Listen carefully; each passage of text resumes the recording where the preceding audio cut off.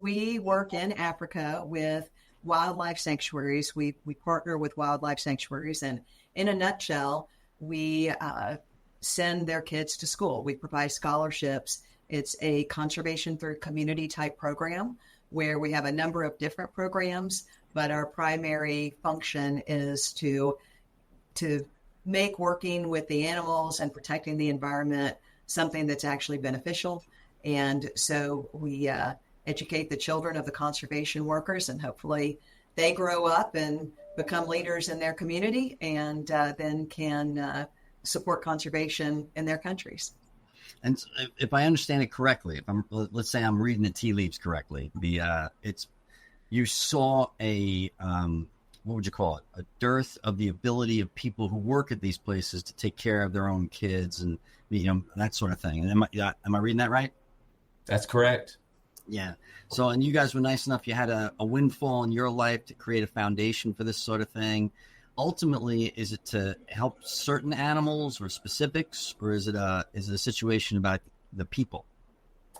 It's really just about the people. We wanted to find a way to elevate conservation, to make it valuable somehow, so that people would get on board. Yeah. So the short answer to your question is it's all kinds of animals in Africa. We have an elephant sanctuary, chimpanzees, gorillas. Yeah, pretty much any endangered animal in Africa, and then that leads to the habitat and conservation that we work through those wildlife sanctuaries, and it's helping the people who help the animals.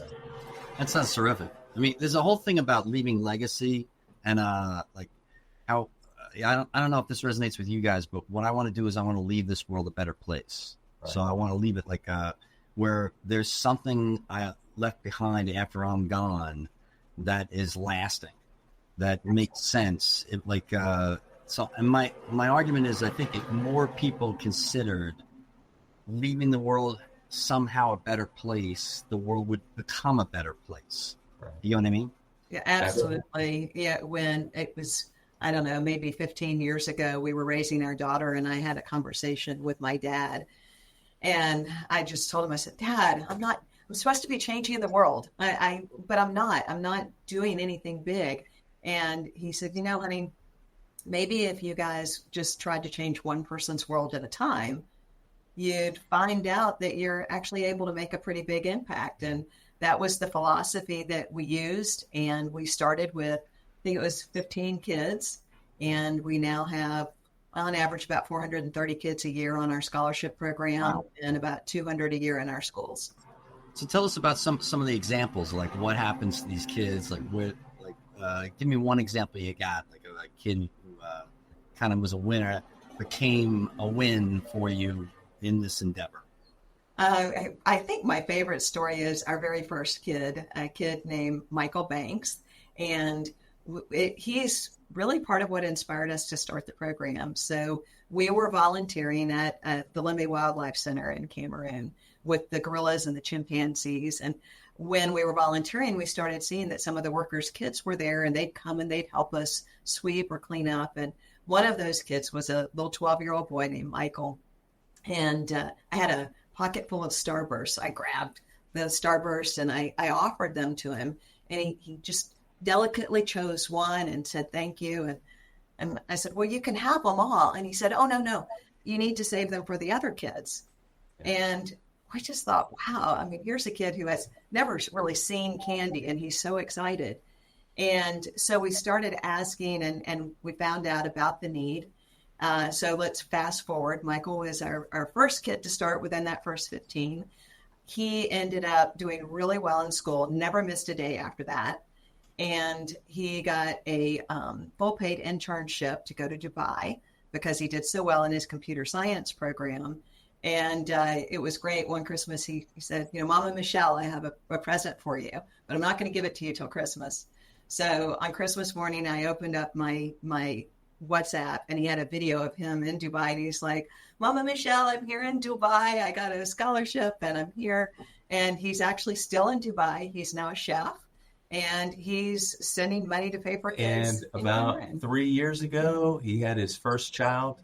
He named the boy Michele. That's funny.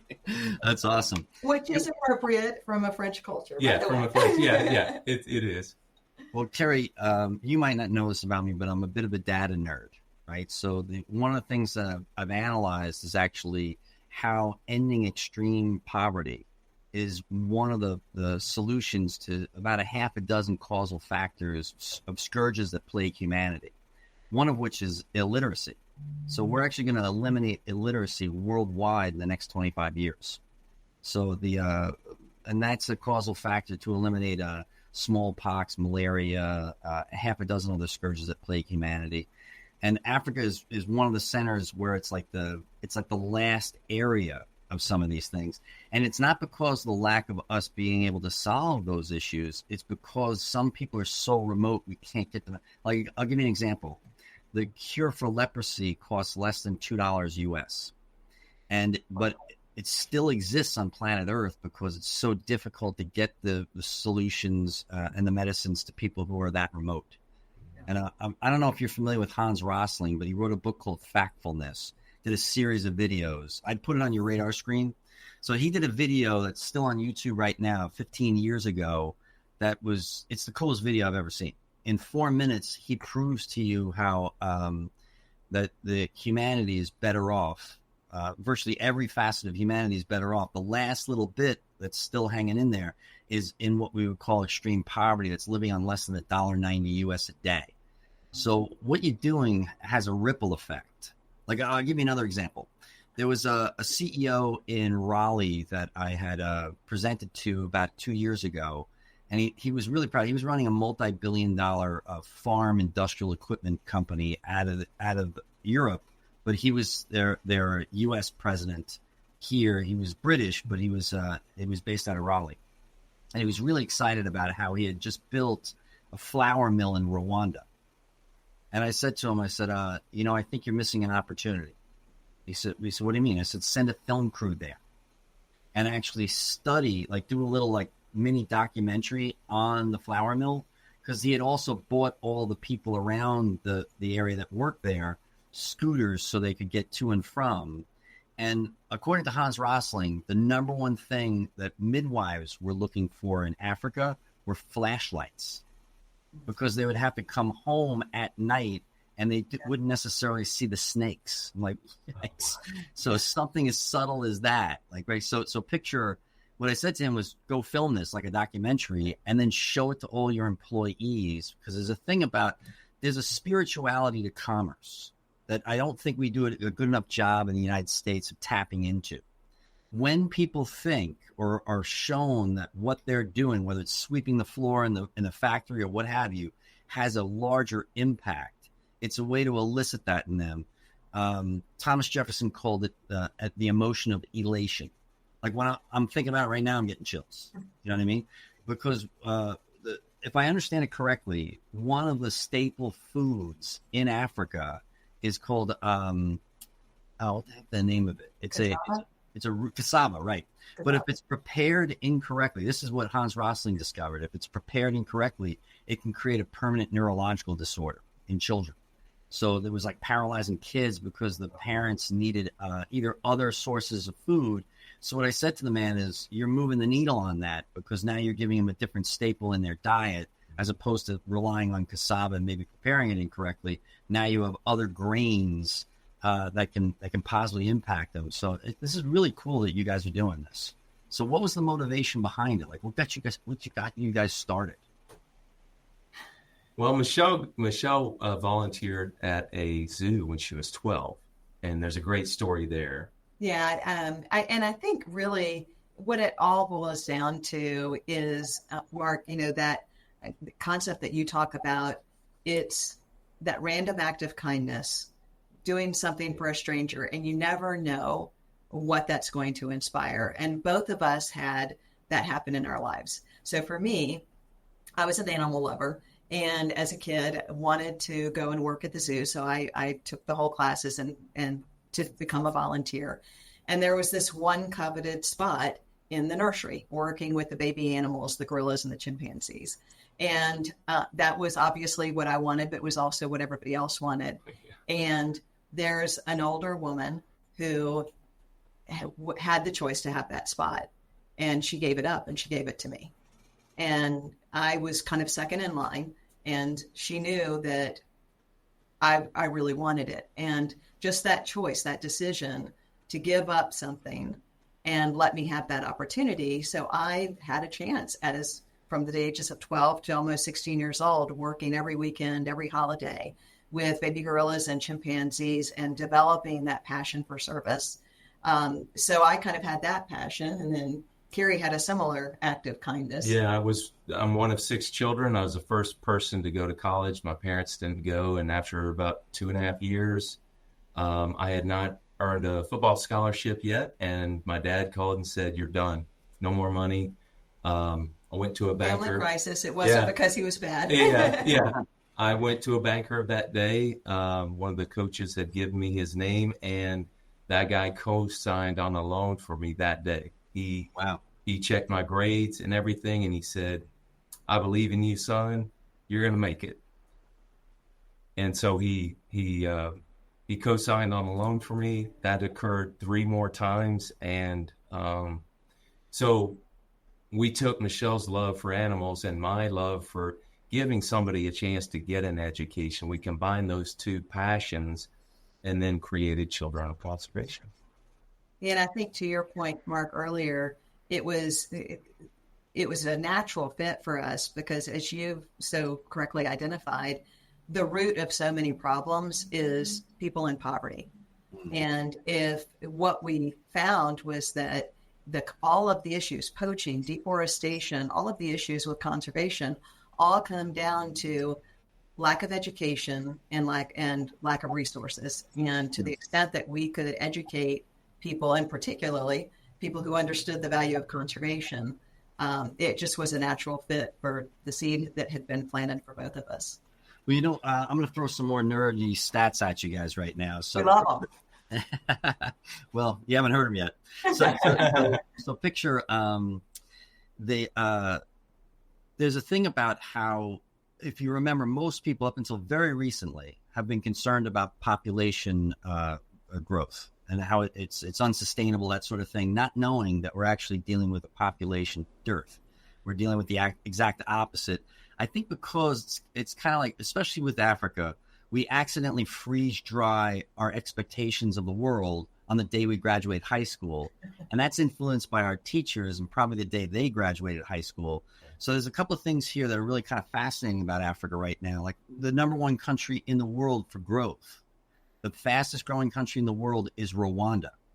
Yeah. So second, I think, is Nigeria. But when you start looking at them going, okay, well, what actually happens? Do we really have to worry about population bombs and things like that? The idea is no, because as people get more educated, especially females, which we have the highest level of female education ever in the history of the world right now, as we speak, which shocks most people. This, again, goes back to Hans Rosling and the book Factfulness. The idea is that as you climb the socioeconomic ladder, you have less and less children. Now, you invest more in them, kind of like the wacky parent that is basically a stereotype now in the United States. But the idea is, even in Africa, they're having less and less children. It's the only continent where actually the fertility rate is higher than the rest of the world. It still is like crazy numbers, like six children per woman, that type of thing, generation. But that's going to change as they become more affluent and as they become more educated. Like those two, I don't know which comes first. Like prosperity has 4 ingredients to it. The first is compulsory education. The second is female empowerment. The third is democracy. And then lastly is attitude towards trade. So all of those things are getting better, yet it flies under the radar screen because, frankly, it doesn't piss off liberals and it doesn't piss off conservatives. It makes both happy, and it is therefore not deemed newsworthy. Yeah. So you're tapping into something here that's really kind of it's inspiring. So I'm curious how this affects your business. You know what I mean? Because you're also the leader of a large law firm in Atlanta. So how does this affect, because, you know, you see that smile on your face, you couldn't smack off with the both of you. So how does that affect the leadership of your business, would you say? I think for Kerry and I, it's a little bit different. I'm the managing partner of the law firm. He runs our national licensing practice.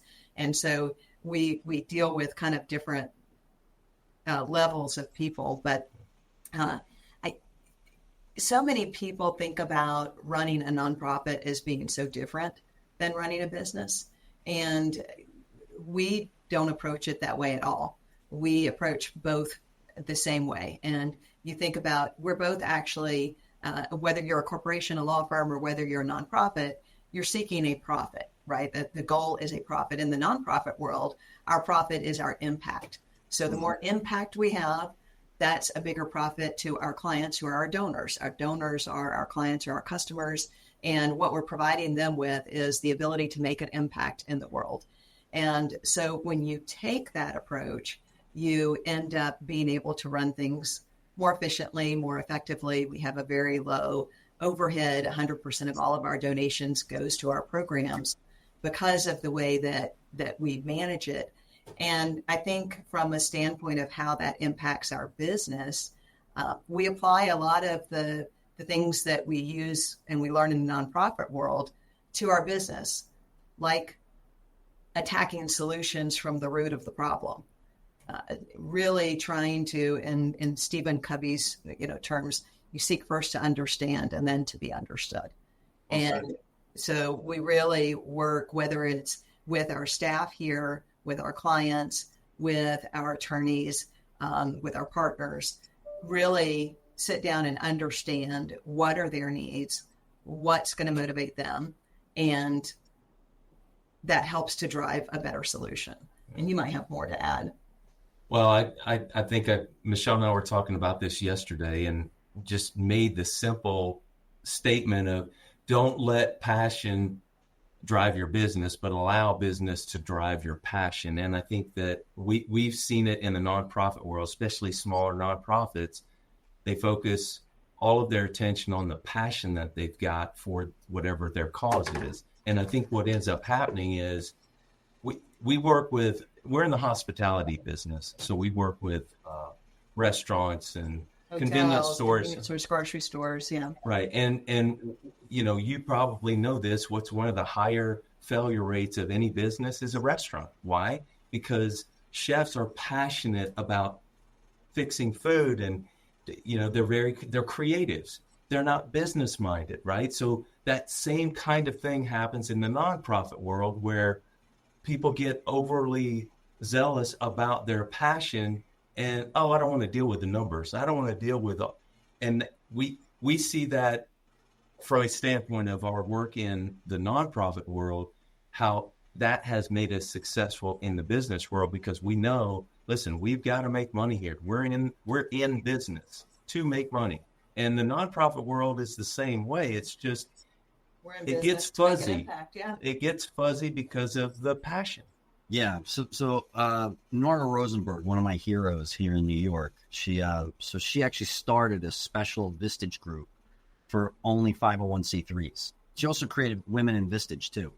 So someone maybe you want to put on your radar screen. So she would be proud of the things that you two just said. Because one of the things I said to her was I was sitting on the board of a worthwhile, although very rough 501c3 here on Long Island. And I mentioned how it was being run, and she got visibly angry.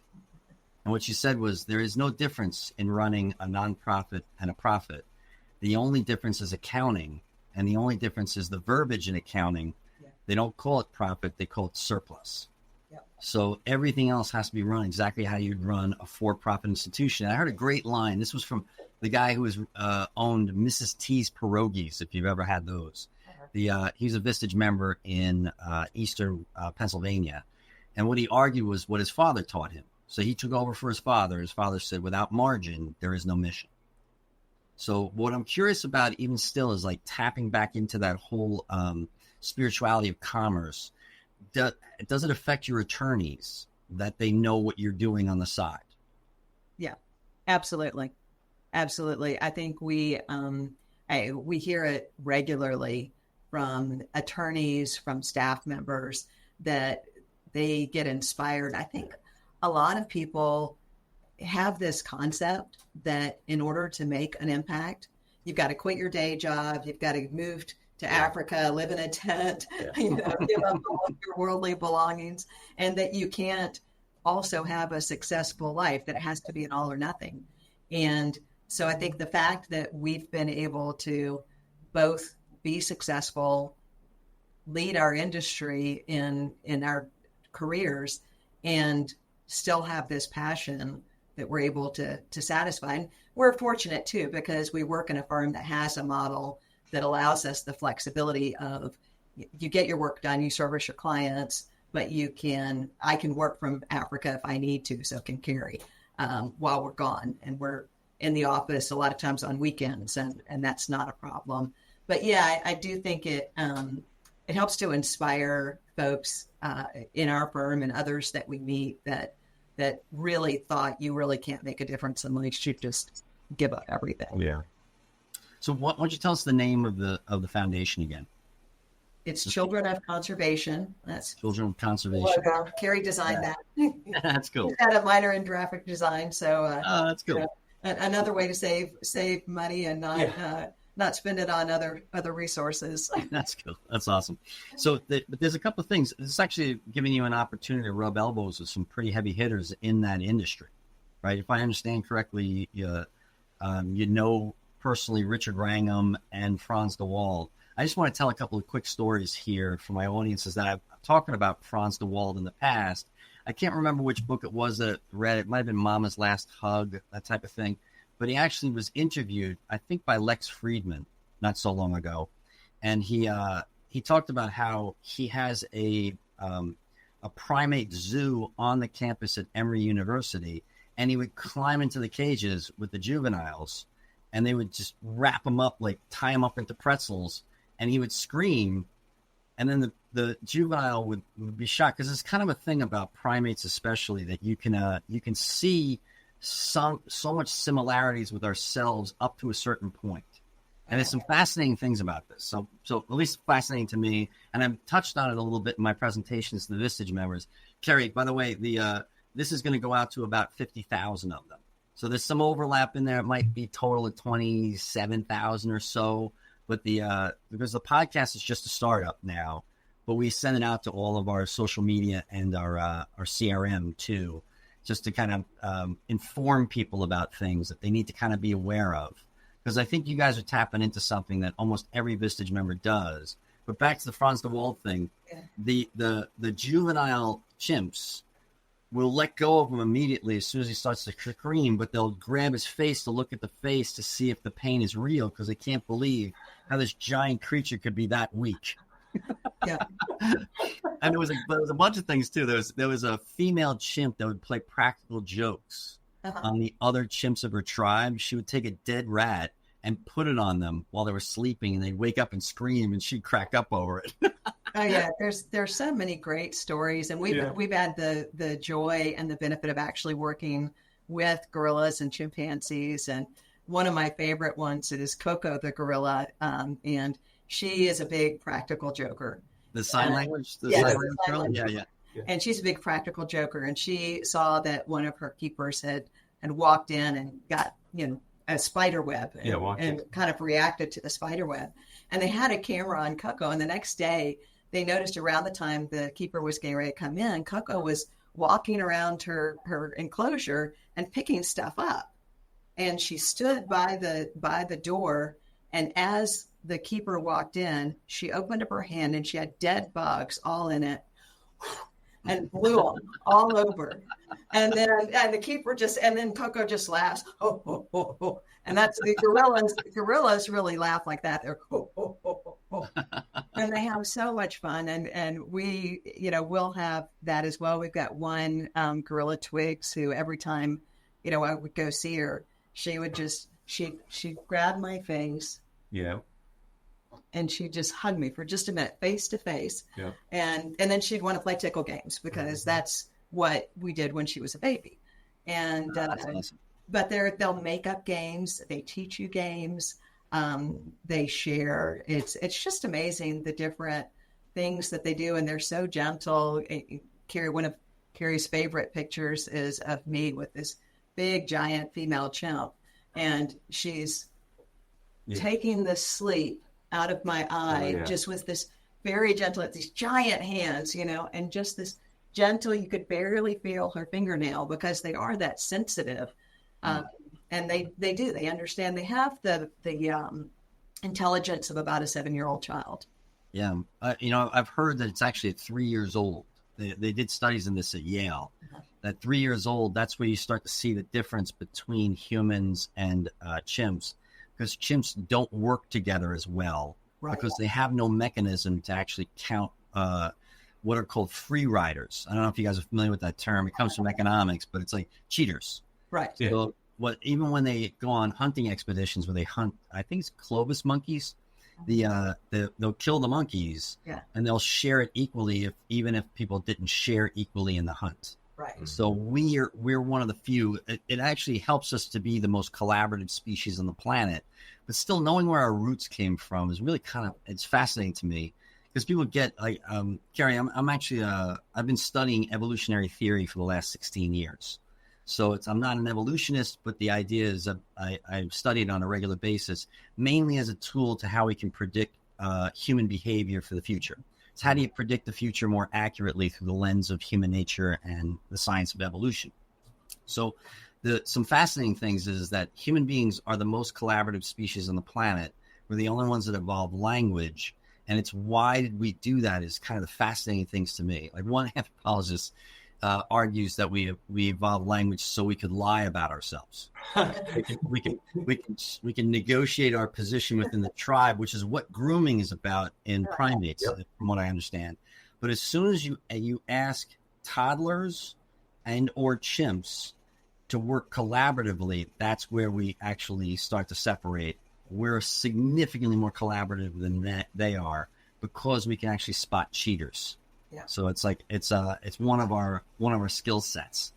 And I think it was the moment we actually started to stand up in East Africa is when then we could suddenly deal death from far away. Because if you step into it's interesting to hear your side of it, because you have more experience dealing with them directly. I've never witnessed a chimpanzee or a great ape without a partition in the way. Right. You know what I mean? And those things aren't quite the best. You know, that's not how you do experiments. But what I'm told is an adult male chimp is up to 5 times stronger than the strongest adult human male. Literally tear your arms off. Yeah. Oh, yeah. So, but they can't do too much to you if you're out of their wingspan. Scare the hell out of you, but they can't do too much damage. We can. So we're one of the few species in the world that can deal death from far away and can run. And because we dropped our hair, like we became hairless, hunting, especially in the early stages in Africa, was basically human beings chasing down a furry animal until it died of heat exhaustion. So to me, it's fascinating comparing the two, because it gives us a better handle on why human nature is the way human nature is, so that we can predict the future more accurately.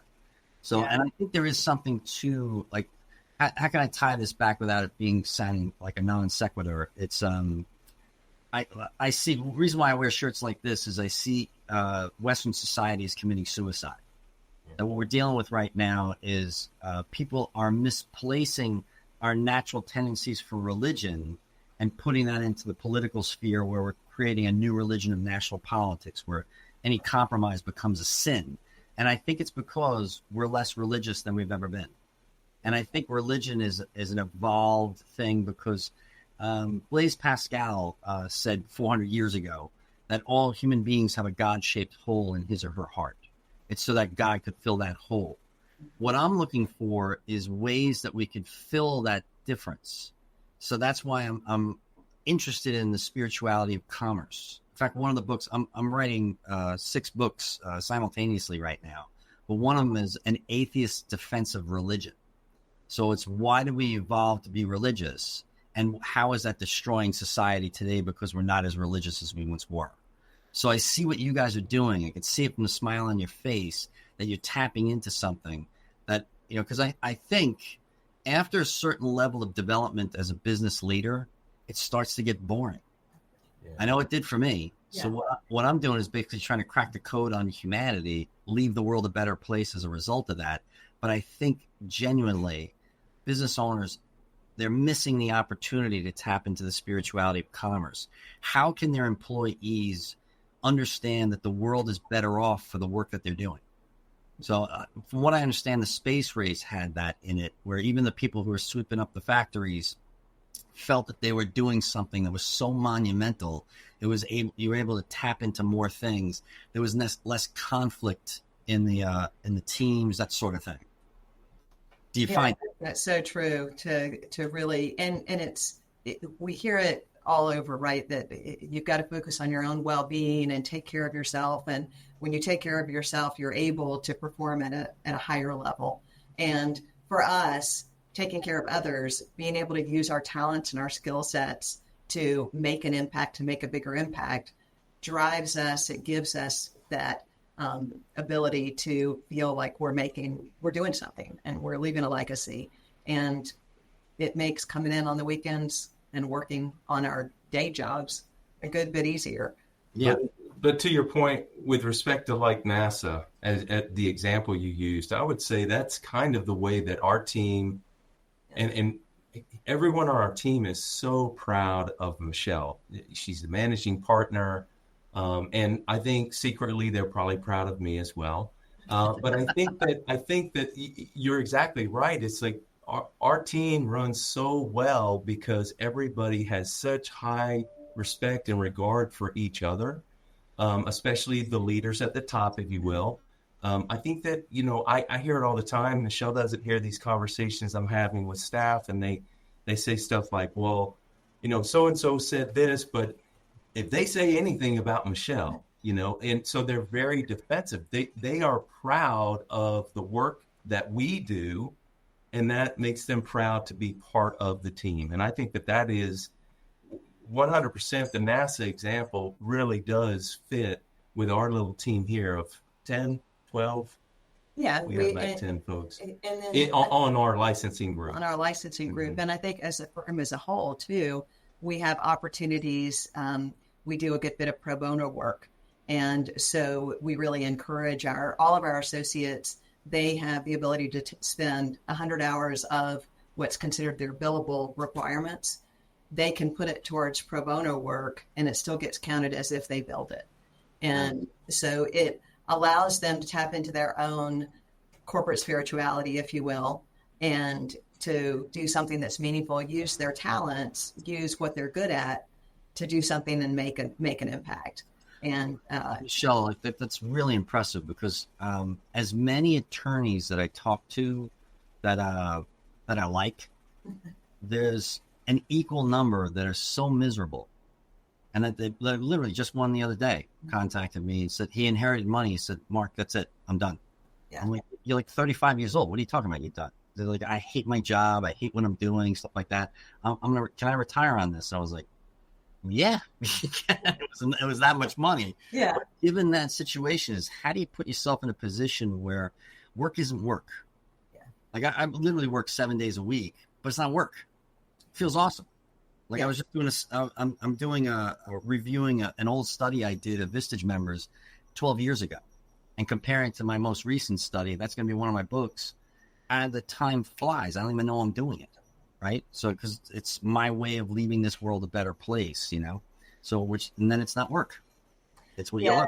It's interesting. One of our kids, he's in university now, one of our scholarship children, he talked about, I was talking to him about what it was that he wanted to do. And first he wanted to be a soccer player and he wanted to be a musician. But he's really good at math and engineering. And he ended up using that talent to help other musicians and do some other things. And he said, I finally came to the conclusion that God gave me a talent, and it's not for me to try and pursue my passion without using that talent. I'm much more fulfilled if I use that talent to accomplish, to help others live that passion. Yeah. And I think for us as attorneys, Kerry was an architect for 10 years before he left so that we could start our own practice together. And then we eventually came to Taylor English. But both of us I've thought about leaving the practice of law, but I'm a good lawyer, and being able to use my legal background and expertise to be a good to manage a foundation, or for Kerry to help build a school. He goes and leads a construction team, and he's able to use his architectural talents to do that. And while I might love being with the animals, we make a bigger impact by using the talents that we've got, the professional talents, to accomplish those things. And I think that's part of the thing for the professional world is, again, that ability. You don't have to quit your job. And probably if you did and you went and lived with the gorillas, you might not be as satisfied because you're not making that big of an impact. But when you use your talent to make the impact, you're kind of unstoppable. Because neither one of us have gotten that windfall at 35 years old yet. So we're still. Well, we kind of did, and then we used to start our foundation. Well, but it wasn't. It wasn't that much. Worked that. That was work. But yeah, I think I agree with Michele. We it's a message that we relate to our daughter for years. It's like you can elevate like you personally have elevated to the point where it doesn't feel like work, but you're able to generate enough revenue to sustain what you're doing. And I think that, especially with young people, they're expecting that immediately. And I just don't believe that we were put on this earth to have everything that early. I think you have to elevate to that. And it makes us all a better people, I think. I mean, how long have you worked? How long have you worked at being where you are now? A long time. I'm exactly. 35 years at college, Exactly. And it didn't start off rainbows and butterflies, probably. So no. And don't talk about rainbows now. I think that's an aside. Rainbows are bad in Uganda, but anyway, go ahead. Oh yeah. So most of the Vistage group and certainly us, we're older. We have a different perspective, but I think the message is that it's okay that you're not happy right this second at 24 years old. Yeah. But work to that. Have a plan, That's probably a different podcast. Yeah, for sure. But so in the case of the kids, it's like it actually benefits you to struggle. Yeah. You know what I mean? But when you consider struggle as oppression, that means you were not taught correctly. And there's a bit of that going on in the United States right now. But back to the whole thing about what kind of impact that you lead, that type of deal. I think there's something in there about what you guys are doing. Like I guess it goes back to legacy. It's inspiring. So it's how do we live like an inspirational life? Because if you sit back, there's really two things I want to talk about next. So one is we're grandchildren optimizing machines. So if you can actually optimize the next generation through education, you're leaving the world a better place. You just are, because there's a ripple effect. Like who was the chef that you talked about before? Michael? Michael, yeah. Yeah. So what are the lives that Michael's going to touch? Like I heard this great line the other day, and this is going to sound bizarre coming from an atheist, but I recently started going back to church. So I've been doing it for about 6 months. During that time period, I read the Bible, all 1,400 pages. And I heard this line the other day where it's, what if, like, someone had a transformation in their lives from a spiritual perspective because they treated everybody that they met as if it was Jesus Christ in disguise. And I thought, wow, that's kind of a cool way to look at life. And, frankly, the church that I go to, not only is it architecturally beautiful. I mean, Kerry, you would love this place. Gorgeous place. But the people in it are like genuinely nice. They're accepting. They're almost so nice. It's like you're checking your wallet. They're that nice. You know what I mean? Like it feels weird, especially a native New Yorker like me. It's like it's weird, right? So, but it's weird in kind of this corny, hokey, really cool way. Yeah. So it's kind of improved my image of the world. So I took this guy's advice and I treated everybody that I ran into like it was Jesus Christ in disguise. One, I think that would make a really interesting movie. Yeah. But then I recognized, no, human habits are formed if you do something for 45 days. You have to do whatever you're going to do for 45 days, and then it becomes a habit.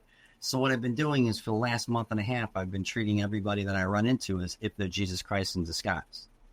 And it's really cool. Like my perspective has changed. And that's that ripple effect I'm talking about with let's use Michael as an example. That kid's going to affect other people maybe better or more positively because of the work and effort that you guys have put forth to let him be all that he could be. Yeah. Really cool stuff. Yeah, he's already sending money back to Africa to send other kids to school. And unbelievable. In his 20s, late 20s. So good kid. I've also ran into a lot of Africans recently, in my travels. Like, Kerry, I'm in 52 cities a year. I basically teach CEOs how to predict the future more accurately. Mm-hmm. And then therefore I'm traveling so much, but I've ran into at least one native African immigrant here in the States. And they're some of the nicest people I've ever met. Yeah. Really interesting. And it's gotten to the point where I can almost tell where in Africa they're from just by looking at them.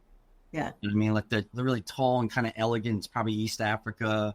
If they're more stout, it's probably West Africa. So I try to guess. But I'm a nerd. I kind of know the countries better than most people. In fact, I took a class on African history in high school, and they give you a test on the way in and a test on the way out to see what you've learned. I think that would actually be a really good idea with a lot of courses. But that is good.